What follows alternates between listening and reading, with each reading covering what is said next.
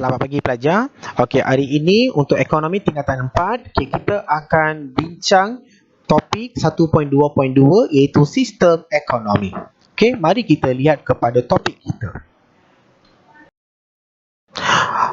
Okey, 1.2.2 sistem ekonomi. Okey, sistem ekonomi merujuk kepada peraturan yang diamalkan oleh sesebuah negara dalam menguruskan ekonominya.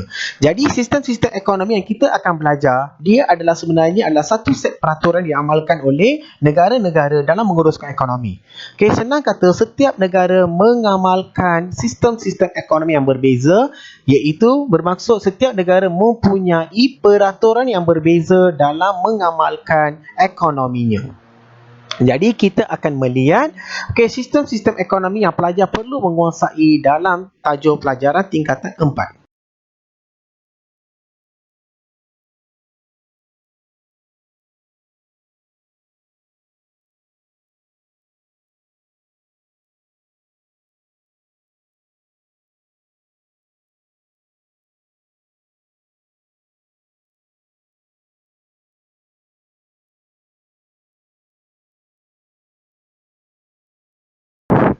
Okey, kita melihat dulu kepada peta dunia. Okey, ini adalah peta dunia yang menunjukkan contoh negara-negara yang mengamalkan sistem-sistem ekonomi yang kita akan bincang sebentar lagi.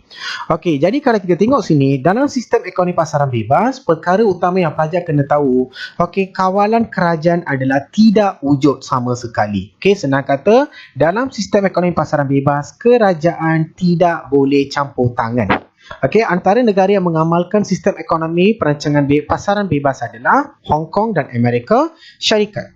Okey, kita melihat kepada sistem ekonomi perancangan pusat. Okey, perancangan pusat ini adalah opposite kepada bertentangan kepada sistem ekonomi pasaran bebas, di mana dalam sistem ekonomi perancangan pusat, wujud kawalan kerajaan 100%. Maksudnya sistem ekonomi negara tersebut 100% dikawal oleh kerajaan. Okey, antara negara yang mengamalkan sistem ekonomi perancangan pusat adalah Cuba dan Korea Utara.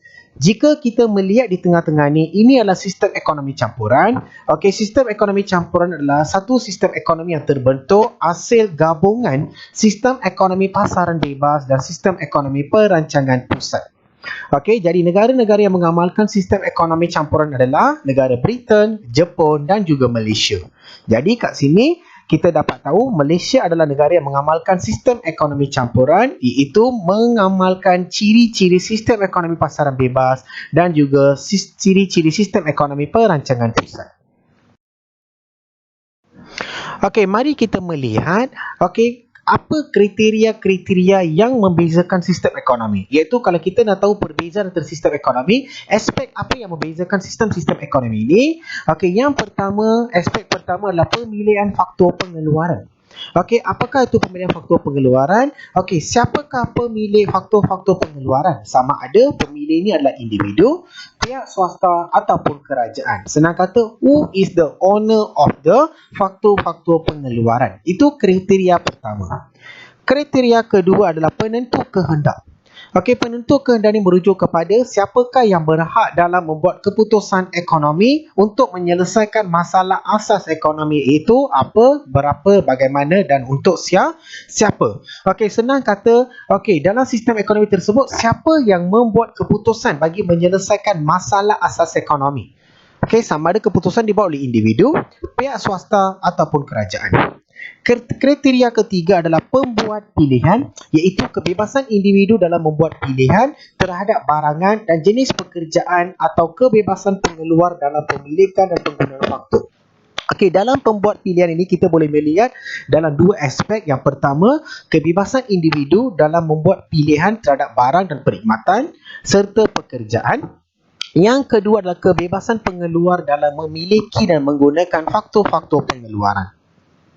Dan kriteria keempat adalah contoh negara, iaitu contoh negara yang mengamalkan sistem ekonomi.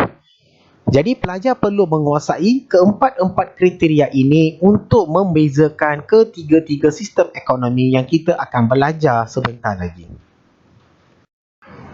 Kita akan bermula dengan sistem ekonomi yang pertama. Sistem ekonomi pertama adalah sistem ekonomi pasaran bebas. Sistem ekonomi pasaran bebas ini juga dikenali sebagai sistem ekonomi kapitalis ataupun laissez-faire. Okey, apakah itu maksud laissez-faire? Laissez-faire bermaksud industri ataupun ekonomi yang bebas daripada kawalan kerajaan, terutamanya kawalan dalam bentuk tarif dan monopoli kerajaan. Satu sistem ekonomi, yang individu dan pihak swasta bebas membuat segala keputusan ekonomi tanpa campur tangan kerajaan. Jadi, kat sini maksud sistem ekonomi pasaran bebas adalah dia adalah satu sistem ekonomi di mana individu, iaitu kita, dan juga pihak swasta, pemilik firma bebas membuat segala keputusan ekonomi tanpa campur tangan kerajaan. Jadi keyword kat sini, individu dan pihak swasta bebas tanpa campur tangan kerajaan. Okey, segala keputusan ekonomi diselesaikan melalui mekanisme pasaran. Okey, bila tak ada campur tangan kerajaan, maksudnya kat sini wujud satu mekanisme, satu alat, satu tools yang dikenali sebagai mekanisme pasaran. Okey, mekanisme pasaran ini dikenali juga sebagai tangan tak nampak, invisible hand. Okey, invisible hand ini dikenali sebagai mekanisme harga. Okey, kita akan tengok apakah itu mekanisme harga. Satu kaedah yang menentukan harga pasaran melalui interaksi antara kuasa permintaan dan kuasa penawaran dalam pasaran. Jadi di sini apabila kerajaan tak wujud, maksudnya harga barang dan juga kuantiti pengeluaran barang ditentukan melalui kuasa pasaran. Apakah itu kuasa pasaran? Interaksi, iaitu hubungan antara kuasa permintaan dan juga kuasa penawaran. Okey, kita akan melihat ciri-ciri sistem ekonomi bebas. Okey, yang pertama, pemilikan faktor pengeluaran. Okey, dalam sistem ekonomi pasaran bebas, individu dan pihak swasta bebas memiliki faktor pengeluaran. Maksudnya, individu dan pihak swasta bebas memiliki tanah, buruh, modal dan usahawan. Individu dan pihak swasta juga bebas mengguna dan mengubah faktor-faktor pengeluaran untuk memenuhi dan matlamat pengeluaran. Okey, memenuhi kepuasan dan matlamat pengeluaran. Maksudnya dalam sistem ekonomi pasaran bebas, individu pihak swasta bebas memiliki, mengguna dan mengubah bentuk faktor-faktor pengeluaran ini untuk memenuhi kepuasan, desire dan juga memenuhi matlamat pengeluaran. Kerajaan tidak campur tangan tetapi menetapkan undang-undang dan peraturan yang perlu diikuti oleh individu dan pihak swasta. Contohnya di Amerika Syarikat dan juga di negara Hong Kong. Kerajaan tak campur tangan dalam ekonomi tetapi kerajaan mengawal melalui penetapan undang-undang. Contohnya dilarang untuk memiliki senjata api tanpa lesen. Itu adalah salah satu contoh bagaimana kerajaan mengawal ekonomi tanpa campur tangan. Okey, ciri yang kedua adalah penentu kehendak.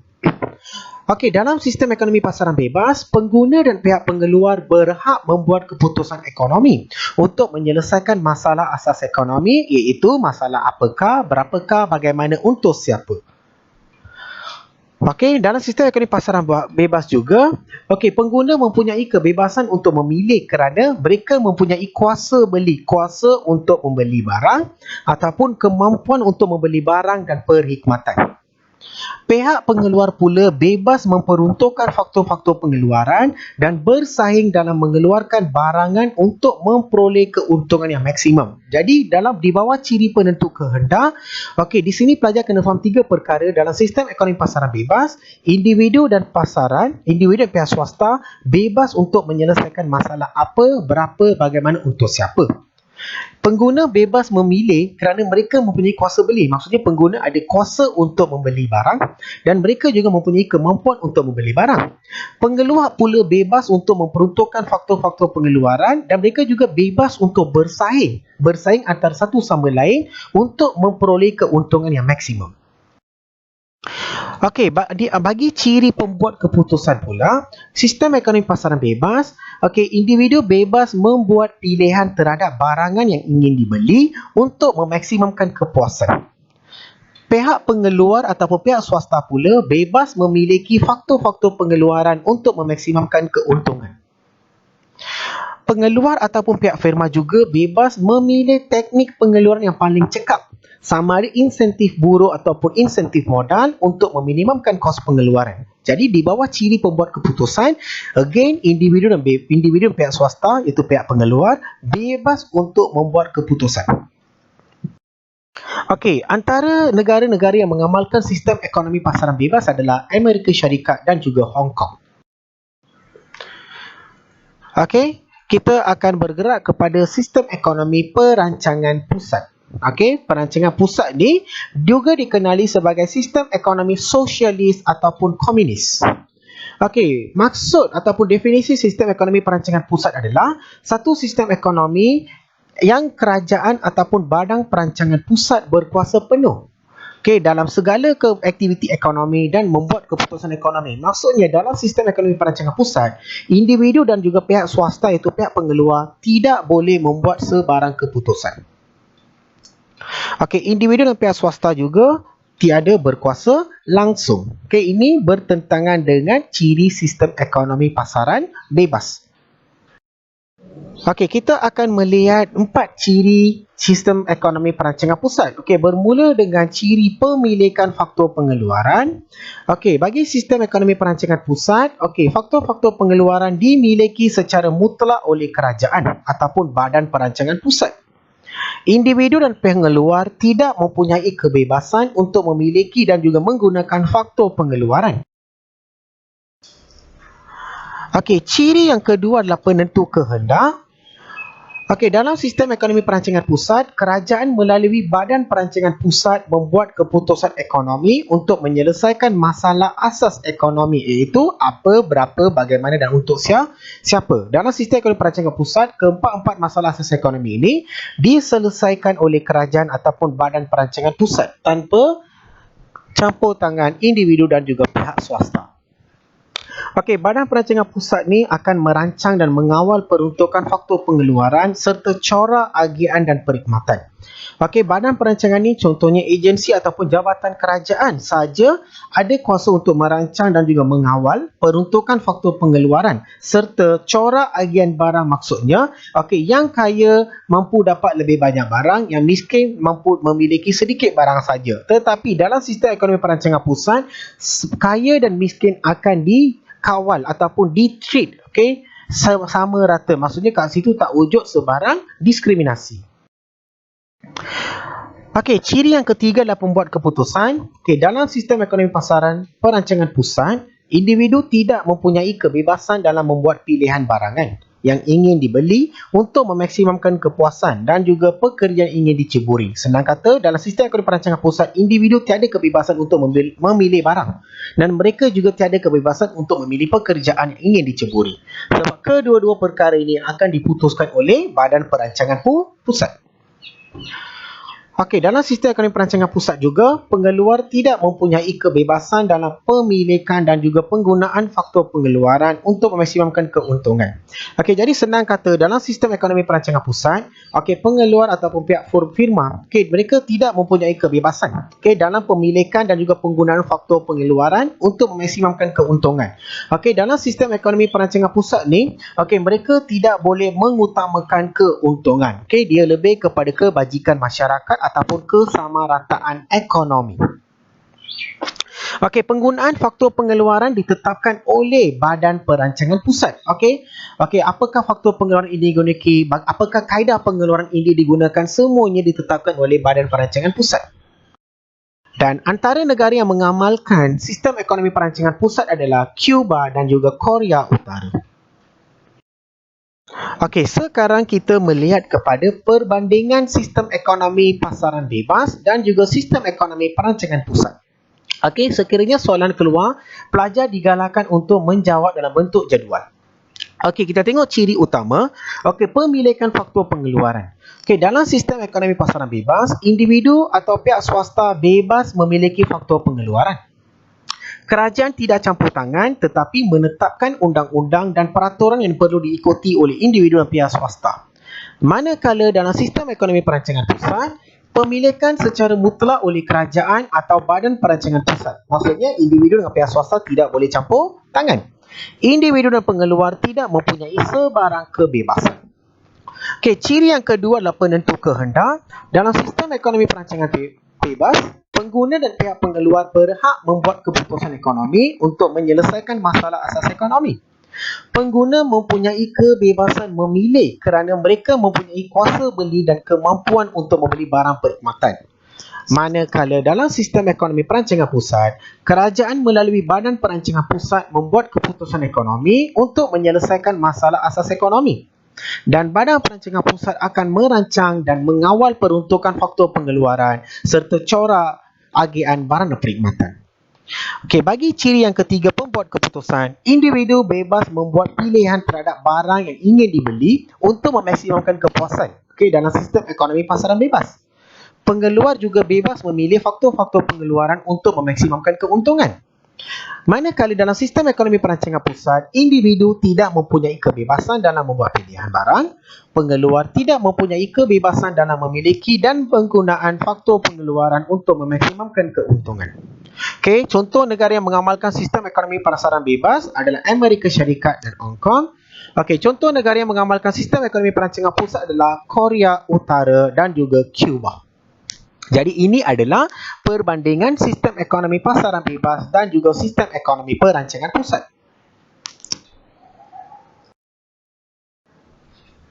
Okey, baik pelajar-pelajar. Okey, sistem ekonomi ketiga yang kita akan bincang pada hari ini adalah sistem ekonomi campuran. Okey, sistem ekonomi campuran adalah satu sistem yang menggabungkan pelbagai ciri kebaikan yang berada dalam sistem ekonomi pasaran bebas dan juga sistem ekonomi perancangan pusat. Okey, seperti yang saya beritahu awal-awal tadi, okey, sistem ekonomi campuran ini dia mengambil ciri-ciri yang ada pada sistem ekonomi pasaran bebas dan juga sistem ekonomi perancangan pusat. Okey, dan terbentuklah sistem ekonomi campuran. Okey, kita melihat dulu kepada ciri-ciri sistem ekonomi campuran ni. Okey, pihak kerajaan dan kuasa pasaran ataupun mekanisme pasaran bersama-sama memainkan peranan penting dalam memperuntukkan faktor-faktor pengeluaran dan menyelesaikan masalah asas ekonomi. Jadi kalau pelajar lihat di sini, okey, dalam sistem ekonomi campuran, okey, pihak kerajaan dan kuasa pasaran. Kuasa pasaran di sini bermaksud campur tangan individu dan juga pihak firma. Jadi dalam sistem ekonomi campuran, ada individu, ada pihak pengeluar ataupun firma dan juga kerajaan. Mereka bersama-sama memainkan peranan, mengambil bahagian dalam memperuntukkan faktor-faktor pengeluaran dan mencapai keputusan dalam penyelesaian masalah asas ekonomi, iaitu apa, berapa, bagaimana dan untuk siapa. Okey, kerajaan akan campur tangan jika berlaku ketidakstabilan dan penyelewengan. Penyelewengan ini adalah ketidakadilan, okey, dalam ekonomi. Okey, tujuan kerajaan campur tangan. Okey, soalan ni biasanya keluar dalam soalan objektif. Okey, kerajaan akan campur tangan dalam perkara-perkara seperti membekalkan barang awam. Barang awam adalah perkhidmatan-perkhidmatan awam yang berkos tinggi yang hanya boleh disediakan oleh kerajaan seperti sekolah kerajaan, hospital kerajaan, kelengkapan ketenteraan, okey, dan sebagainya. Okey, yang kedua adalah menstabilkan ekonomi. Okey, ekonomi nanti kita akan belajar dia ada dua masalah ketidakstabilan, iaitu inflasi dan deflasi. Jadi masalah inflasi deflasi ni hanya boleh diselesaikan dengan campur tangan kerajaan. Okey, yang ketiga adalah merapatkan jurang pendapatan. Okey, merapatkan jurang pendapatan kat sini bermaksud, okey, kerajaan akan memastikan yang kaya bukan menjadi terus kaya dan yang miskin bukan terus tersisih. Jadi kerajaan akan menggunakan mekanisme-mekanisme yang ada untuk merapatkan jurang yang wujud antara golongan kaya dan juga golongan miskin. Dan yang keempat adalah mengurangkan kesan eksternaliti. Okey, eksternaliti di sini bermaksud pencemaran. Okey, contohnya pencemaran udara, pencemaran air dan juga pencemaran lain-lain. Okey, yang kelima, kerajaan akan campur tangan untuk mengawal harga barang dan perkhidmatan. Okey, kerajaan saja ada kuasa untuk mengawal harga barang dan perkhidmatan, okey, yang terdapat, okey, di pasaran. Okey, dengan campur tangan kerajaan, kerajaan boleh pastikan harga barang tidak dijual pada terlalu tinggi dan tak ada barang yang dijual pada harga terlalu rendah sehingga merugikan pengeluar. Dan tujuan terakhir kerajaan campur tangan adalah melaksanakan program awam ekonomi. Okey, program awam ekonomi ini bermaksud contohnya iSinar, okey, bantuan prihatin nasional, bantuan awal persekolahan dan apa jua bentuk-bentuk bantuan diberikan oleh kerajaan untuk tujuan pembangunan ekonomi. Okey, sekarang kita akan melihat kepada ciri-ciri sistem ekonomi campuran. Okey, ciri yang pertama, pemilikan faktor pengeluaran. Dalam sistem ekonomi campuran, individu dan pihak swasta bebas memiliki faktor pengeluaran seperti tanah, buruh, modal dan usahawan. Okey, mereka juga bebas memiliki harta persendirian dan mengubah pemilikan faktor-faktor pengeluaran berdasarkan matlamat pengeluar.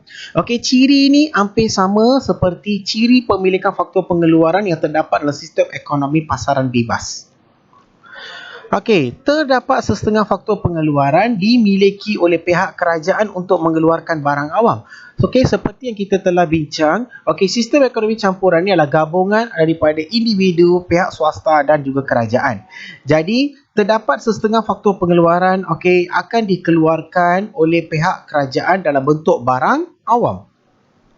Okey, kerajaan juga mengawal pemilikan faktor-faktor pengeluaran melalui undang-undang dan juga peraturan untuk menjaga kebajikan masyarakat.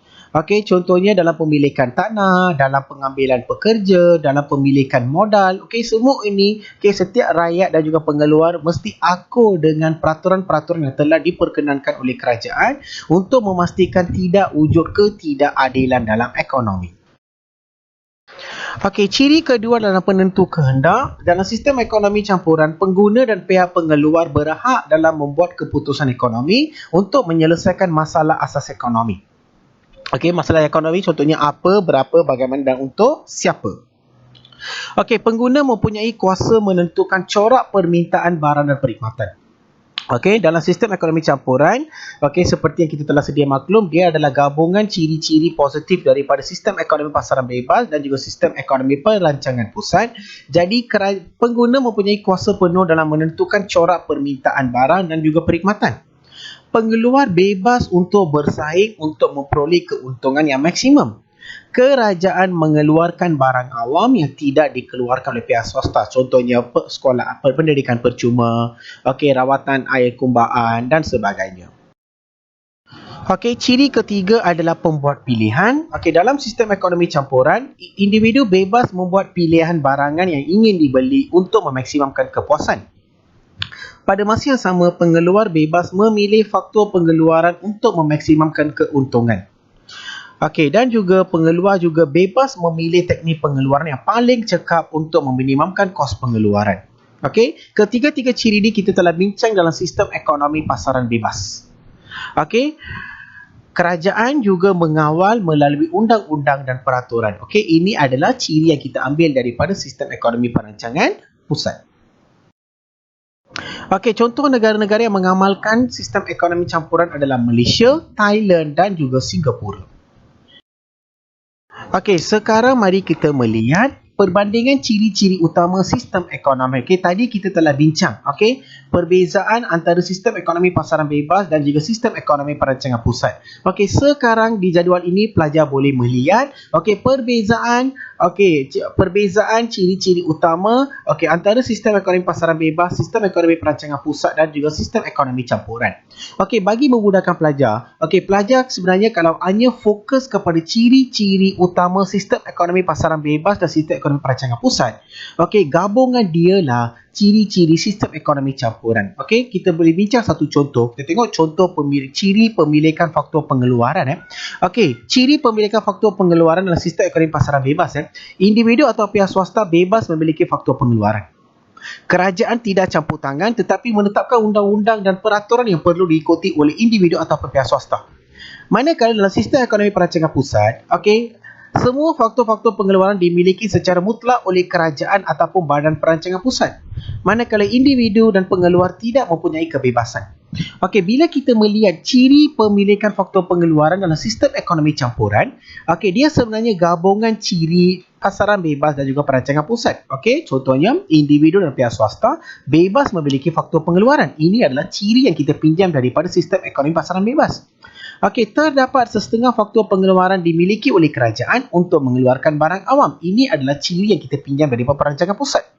Jadi senang kata, jika pelajar fokus sistem ekonomi pasaran bebas dan sistem ekonomi perancangan pusat, gabungan ciri-ciri itu akan terbentuklah ciri-ciri untuk sistem ekonomi campuran.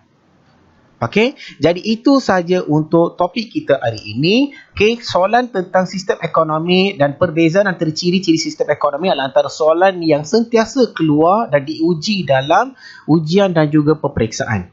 Cikgu sangat berharap pelajar dapat memahami kesemua ciri-ciri utama ketiga-tiga sistem ekonomi tersebut.